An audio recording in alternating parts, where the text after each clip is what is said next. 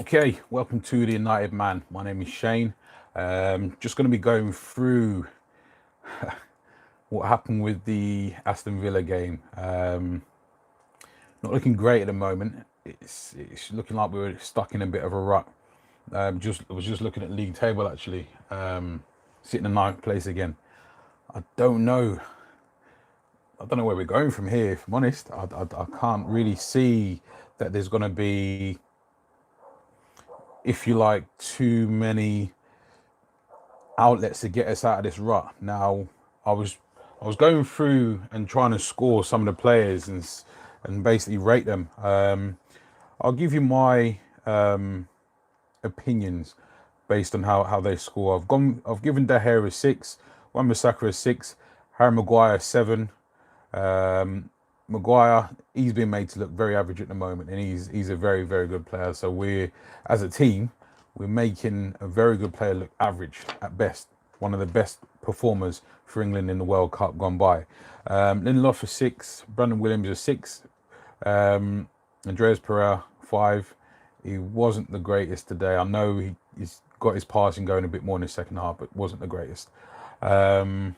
Fred given a six as well. Mata, he really let us down today in the first half. Again, tried to get it going in the second half, but nah, it just wasn't his normal self. Giving him a five. Daniel James didn't get going. He got closed down very quickly. Didn't really get the opportunity to run in behind their defence. Giving him a six. Martial, non-existent today. He would just look lackluster. Didn't really get involved. You know, when you're not involved in the game, games pass you by. All you need to do really is put yourself about. He doesn't really do that. I know that's not really his game, but still, would have liked to have seen that. So I've given him a six as well. Rashford generally tries to put himself about as much as he can. So I've given him a seven. Plus, obviously, he got the goal as well. As I said, I was going through the league table. We currently sit in ninth place, scored 21 goals, conceded 14. That's a goal difference of four, and that's after 14 games. So it's not looking great. So yeah, at, at the moment, I'm trying to look at the positives. So the positives at the moment, I'll say probably Daniel James in our most consistent performer, along with probably Harry Maguire from time to time, apart from when they're running straight through the middle of our of our players. So that's not very encouraging. I don't think, just watching this season, I don't really think that Maguire is going to be partnered by Lindelof long term. I don't really think he's got the. You need a complement of a centre back pairing. Lindelof for me doesn't complement Maguire. Neither of them are the most athletic. For example, when you had Rio and Vidic, Rio was the more athletic one who could replay. Vidic was the destroyer, winning everything in the air. I likewise with Ronnie Johnson and Jaap Stam back in the day. Yeah, they don't really complement each other in terms of as a long-term partnership from what I can see. So yeah, I'll go through what you guys put down so far. Rasmus, what's going on, man? Long time. Ollie doesn't deserve to be here, and that has been the case for a long time. I wouldn't say Ollie's out of his depth, but he's certainly, if you like, he's struggling. He is struggling, and that's clear for anyone to see, unfortunately. So hopefully he can. I don't want to see him, go out of the club completely, but I think, yeah, ultimately we will need someone to come in and step in and take that mantle as the, the leader of the ship, so to speak. So I do agree with you there, Rasmus. Abidanissa, Ali, enough is enough. Ollie out. Fair enough, man. I can't disagree with you there. Mr. J says, unfortunately, Ollie was never going to come in and work miracles. His managerial stats aren't great. Effort by the players weren't that good today. Agree with your player ratings, though. Yeah, I think you're right, Mr. J. I think, yeah, summed it up there, to be honest. it was kind of like a fairy tale thing, Ollie, to really come in and take it by storm. I think realistically, he was never really gonna be that guy, as Mr. J mentioned. His managerial stats were never that great. Obviously at Cardiff, Molde, I know he won the league there, but is the Norwegian league after all. So yeah, I think we don't get me wrong, everyone I believe really wanted Ollie to do well, but yeah, Ryan Anthony says Ollie out, Pochettino in. I think that one's gonna start gathering pace. I do. I think that one's going to start gathering pace. Ollie out, Pochettino in. Let me know below if you guys believe the same. If that's Ollie out and Pochettino in. Don't get me wrong. As I just mentioned, I don't want to see Ollie disappear from the club. But realistically, is he going to be able to turn it around at this juncture? Probably not. The lads aren't really working for him. I don't want to see Ollie get vilified. So someone comes in and Ollie maybe takes a back seat somewhere in the club. I don't know, but I don't want to see Ollie disappear completely. Dean Ryan says, do you think we will buy players in January? Good to see you back, bro. Dean, much appreciated, brother. It's been a long time, man. Yeah, just been working hard and all that jazz. So yeah, good to be back. But January typically, I think the only time that players have worked for us when we signed players in January was when we brought Patrice Evra in and Nemanja Vidic at the same time. I say that, but when they played their first games together, they were shocking, man. Patrice Evra and yeah, Matic's first game, they were shocking together. So yeah, yeah, I believe we will sign players. How many? Possibly only 2, because from what I gather from the summer, the way it was working, it seems like Man United are just unwilling to take risks with signing players anymore. They're not willing to go and splash 50 mil, 60 mil on anyone if it's not a dead cert. Unfortunately, there is no obvious dead cert in football, so we're going to have to take that risk. We're going to have to spend money to try and get back to where we need to be. And we're going to have to settle on a manager, because all this jumping around stuff, it's not going to bode well for us long term or short term. So we do have to settle on a manager. I think Ollie, because I was just watching my friend's stream, Old Man G, Red Devil Studio. Make sure you guys check it out.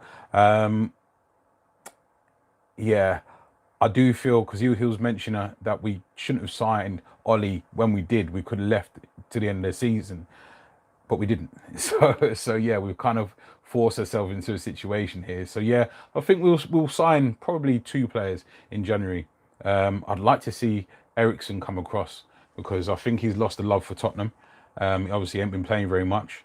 Mourinho's there now, so, and we can get him at a cut price, and we know his quality is proven, all that jazz, all that good stuff.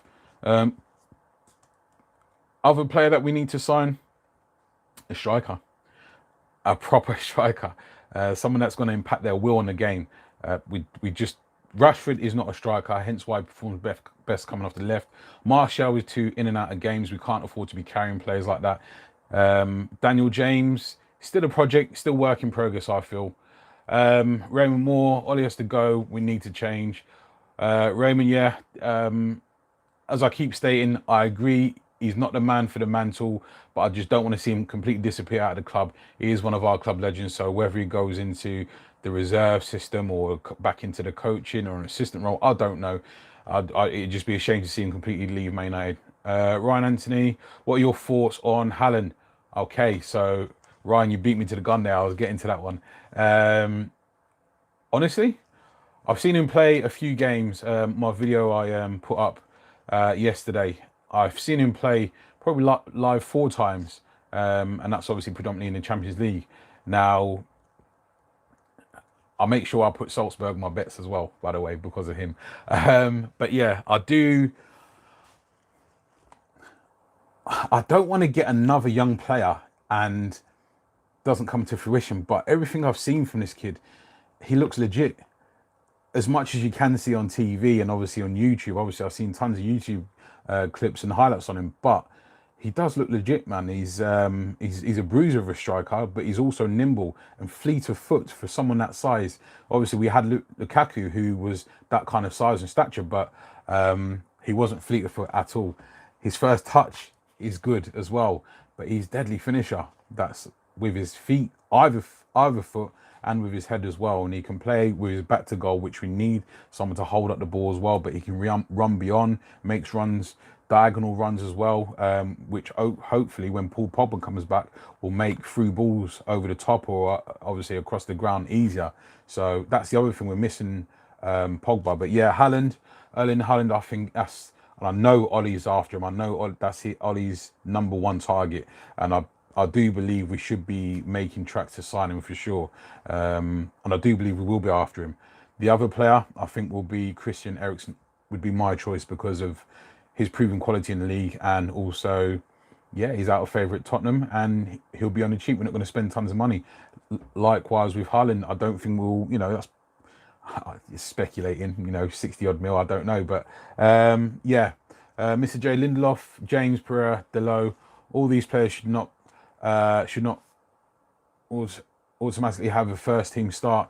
They came in and should grow slowly. Yeah, I agree with you there, Mr. J. Lindelof, James, Pereira, and Delot. Yeah, Delot's obviously not been starting, but yeah, the rest of them, I think it's just they've just been started out of necessity. I think they've just been started out of default. I don't think if, for example, if Pogba was there, even Matic, I think McTominay probably out of all of them, I think he's the one would probably be starting still, but he'd more likely be playing alongside either Fred or Matic, and Pogba.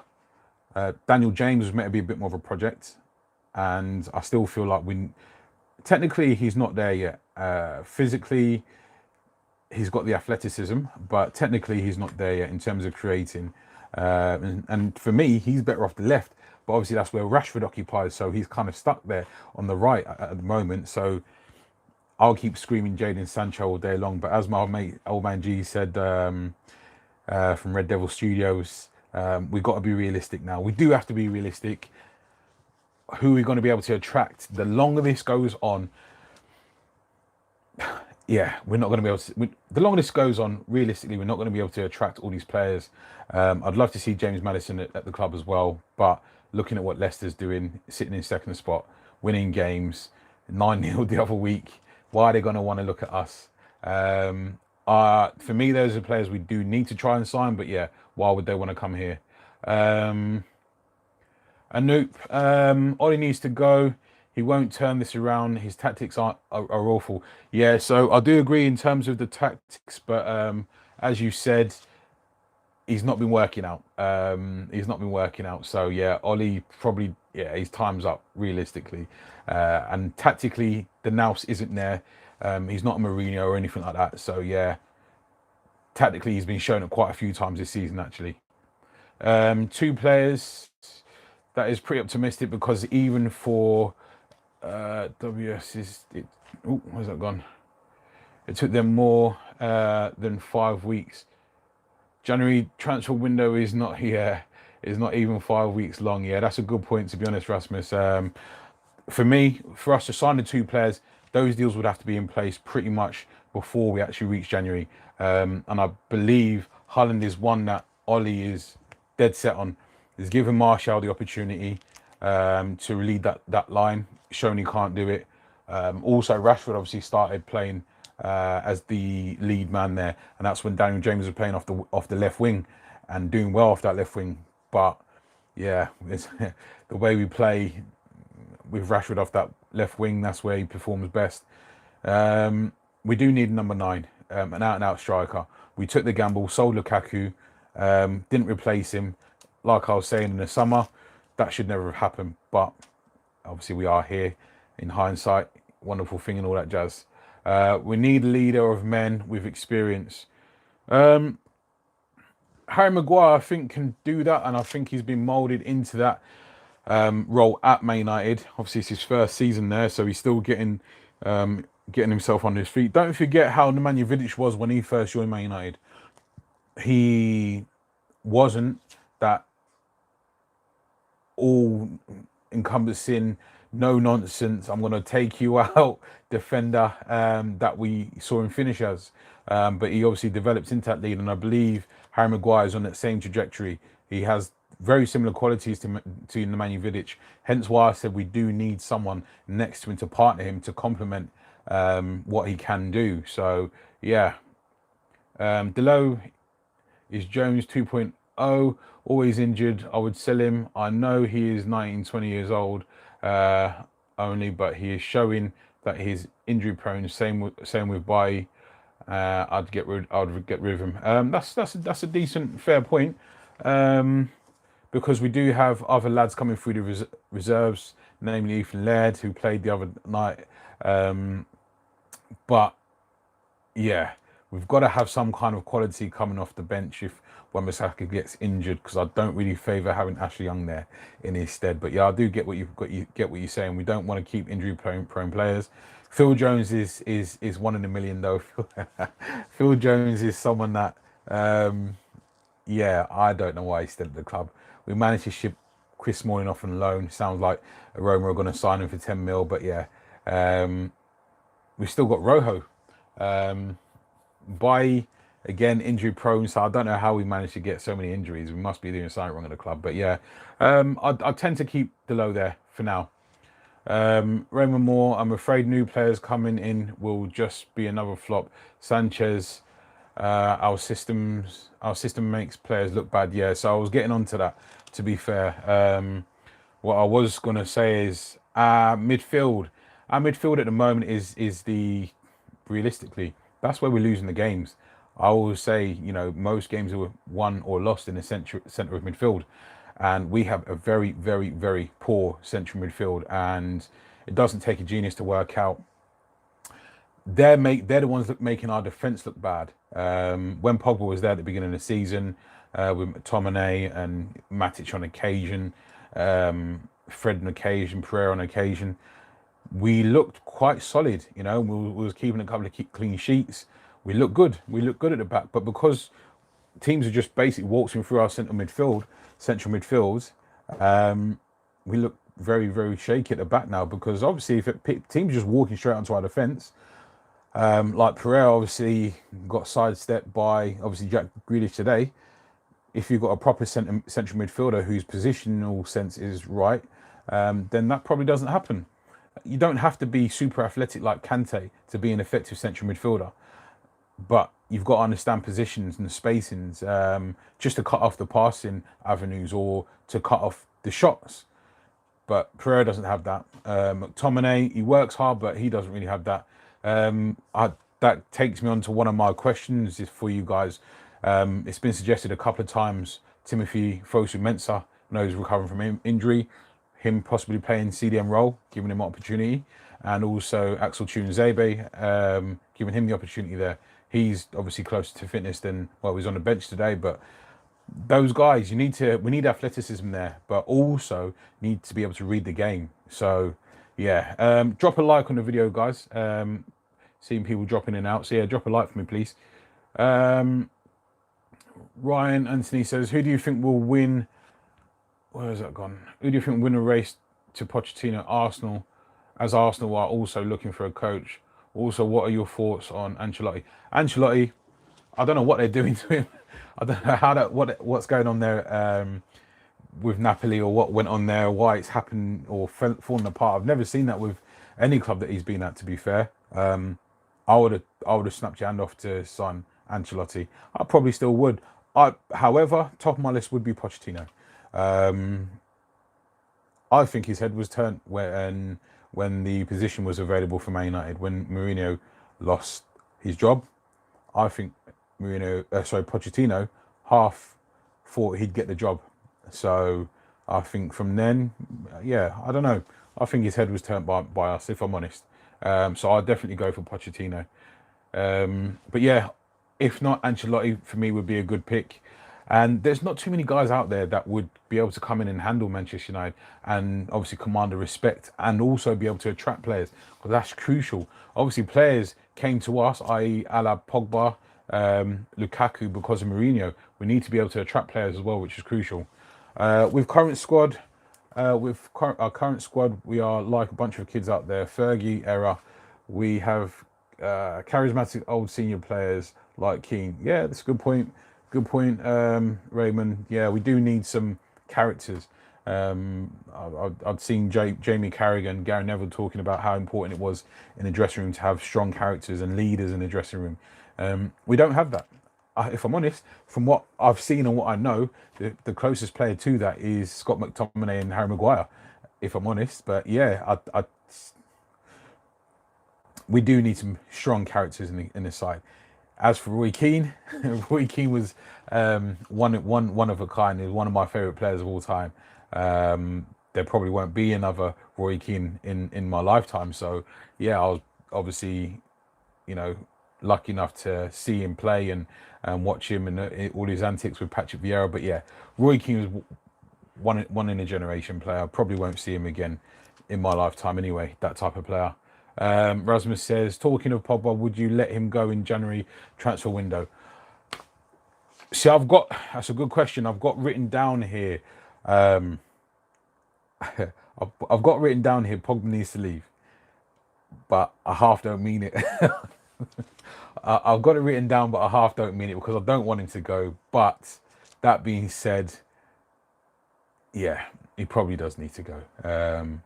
Now he's been injured for a while, but he was seen. I watch NBA basketball as well, and I've seen him at Miami Heat game with one of the NBA players, running around, jumping, shooting the basketball, laying up the basketball, and I'm thinking, if this guy is meant to be injured or recovering, why is he going around dunking the ball and laying up the ball and all that kind of business and running around doing all kind of foolishness? So yeah, that to me is a bit disrespectful. And the whole stuff in the summer where he's come out and said, yeah, you just don't do that. As Fergie said, man, there's no one player bigger than the club. So for me, Ollie's kind of been pandering to him because he knows by far he's our best player, but we're not going to get the best out of him. We've seen that. We're not going to get the best out of him. For me, the club are partially responsible for not getting the best out of him because we've not surrounded him with any real quality. So as I said, our midfield is very, very poor. If we were playing FIFA, I'd say our defense would be an 80. Our midfield would be a 65, and our attack would probably be a 79. Yeah, so we've not surrounded him with enough quality. But yeah, it's time for him to go as well, I think. Raymore, our midfielder's dying, yet Pogba's still taking his sweet time to come back. Yeah, Raymond, as I was just touching on there, he's like I said, it is a bit disrespectful to the club. So for me, it's time for him to run. Let him go. Take 120, 130 mil, or take 85 mil plus Isco or one of their players, a couple of their players. I won't mind. Rafael Varane would do us nicely. What are your thoughts on Chong? Where's that gone? Personally, I don't rate him. No, Chong, Ryan, I agree. I don't rate him. I hadn't since, because I used to subscribe to MUTV, and I watched him a lot from a youth. I think he was 15 or 16 when he arrived in the under-18s, and I don't rate him. I don't rate him at all. No, no. For me, his contract's running out. Let it run out. Let him leave.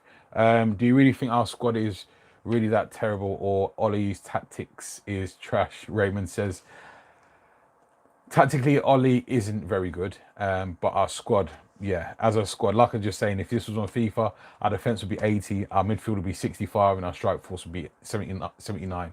Our squad isn't good at all. If you look at it compared to, look where we are in the league doesn't lie. As they say, the league does not lie and the league does not discriminate. We're in 9th place. We're struggling there. We just drew against Aston Villa at home, who traditionally, historically, we batter them, or it's a goal fest, 5-3, 4-2. We struggled against them. Yeah, our squad is very, very bad at the moment. And Ollie, tactically, in terms of getting the most out of that team, yeah, it's not a very good match. And Mourinho, when we finished second, he said that's one of his biggest achievements. You can see why. Because tactically he was astute. Obviously he fell out of favour with the players, which like he does after every three and a half years, every team. But yeah, squad's not good enough, anywhere near good enough. And yeah, Ollie tactically isn't good enough either, unfortunately.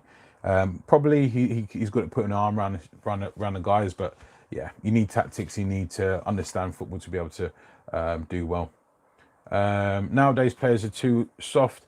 a player like King quite possibly would be banned from playing football. Yeah, Rasmus. Yeah, that's a good point. Yeah, nowadays King wouldn't be able to get away with the things that he did. However, he'd be smart enough to adapt his play or tone it down very, very slightly. Ryan Anthony says, the thing is, we sold Pogba. If we sold Pogba, is that we won't spend the money on any good players, and would misuse the money on players like Bale. Yeah, it's a good point. Very good point. Yeah, if you could trust that would give Ollie the funds to get who he wanted, then yes, you could probably say we'd reinvest that money smartly. But you're right, we probably wouldn't. And Bruno Fernandes, that whole saga, you guys saw me probably over the summer reporting on that tons. That should have happened, but one reason or another, didn't pull the trigger on that one. He would have been a nice addition next to Pogba. And don't get me wrong, obviously defensively, Bruno Fernandes isn't what we'd need. And Pogba, probably doesn't try hard enough in that department. But if we're scoring lots of goals, which we would, because be creating a lot more, and it'd be creating more opportunities for Bruno Fernandes' creativity, it offsets the weakness of the defense. Well, it's not of the defense, of the midfield. But yeah, we're not there. So unfortunately, yeah, it's that's where we are. Talking to Mourinho, what do you think will happen on Wednesday? Traditionally, we always seem to raise our game for Liverpool games and for Man City games. Tottenham games always sneak up on us, regardless of what kind of season they're having, regardless of what type of squad they have. That potentially we could lose our next 2 games very easily. And then if we thought Ollie was under pressure now, yeah, he will be under real pressure then. So we're going to struggle against Tottenham. I believe we will struggle against Tottenham, unfortunately. This season is probably our worst season for post-Ferg era. We never get this close to relegation. Nope. We need an all-round midfielder, all-action midfielder. Yeah, no, it's a good point. One of the points I wanted to touch on was De Gea mentioned the lack of quality that we have. He mentioned possibly a reason that we're struggling so much is because of the lack of quality that we have. And I'd have to tend to agree with him. He's in the squad. He sees them. He trains with them every day. You always often heard the crazy skills that Paul Scholes was doing in training, the audacious stuff he did, Giggsy, Bex, all those guys. You heard of the ridiculous stuff they did in training. David De Gea, who's one of the senior players at the team and one of the leaders of the team, has come out and said probably struggling because of the lack of quality. So that tells its own story. So yeah, doesn't bode well at the moment. Bruno Fernandes signed a new contract. Plus, I think Spurs is likely a destination for him than us. Yeah, I was away, signed a new contract, which I wasn't happy about it. I was half holding hope to see if we could prize him away from Sporting. It's very strange though. A lot of teams passed on Bruno Fernandes this summer, and there was no obvious reason as to why. He's he's rarely injured. He's clearly not a one-season wonder. So yeah, it was just a bit strange as to why a lot of teams passed on him, including Spurs. Now, I obviously taking it back to the summer with Paulo Dybala, there was an opportunity to sign Dybala, who is and was very close to Paul Pogba. And I said, if you wanted Pogba to stay beyond this season, you'd need to sign Paulo Dybala. Now, I know he's asking for ridiculous wages and all that jazz, but yeah, sometimes you got to bite the bullet, and we weren't in a position to be fussy. We're not one of Europe's best anymore. We're not one of the Premier League's best anymore. So yeah, honestly, we just need to sort it out, and we need to spend the money now. We're going to be paying premiums. We're going to have to take risks on signing players because we're just so far off the pace at the moment. We need a real striker that can score with his head from across. So many times, Aaron and James crossed the ball with nobody in the box. Good point, Raymond.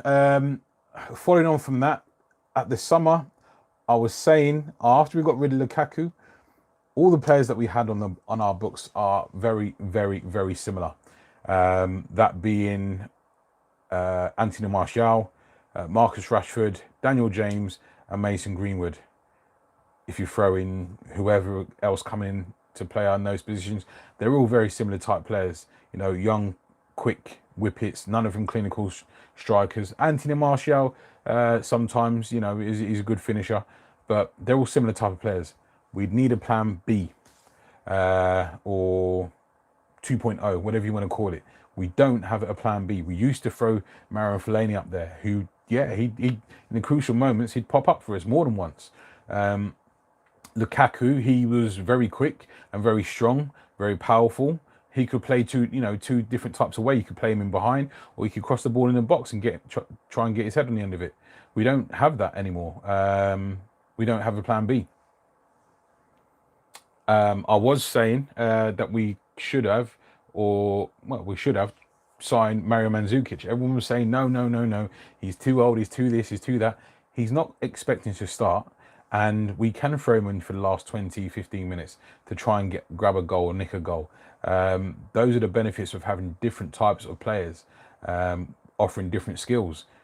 We can try different things, but yeah, we're suffering from that at the moment.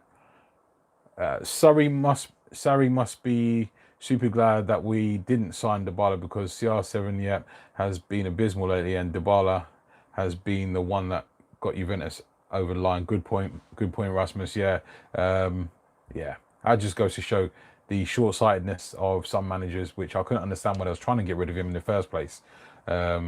Silly, but yeah, he certainly wouldn't let him go now anyway. Rashford and Martial need to link up better. Martial, so many times he looks disinterested. I don't see him. And that's been the last few games. I don't see him being, what is he now, 22, 23. I can't see him being Man United's lead striker anymore. We need a proper number 9. Are Fellaini and Matic going to sign for Spurs? Probably with Mourinho there. Yeah, he likes his specific guys. I wouldn't be surprised.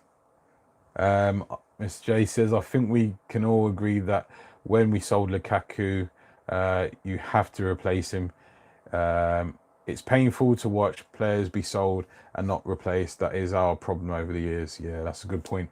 Ever since Cristiano Ronaldo, really, we've not replaced like for like or quality for quality. I'm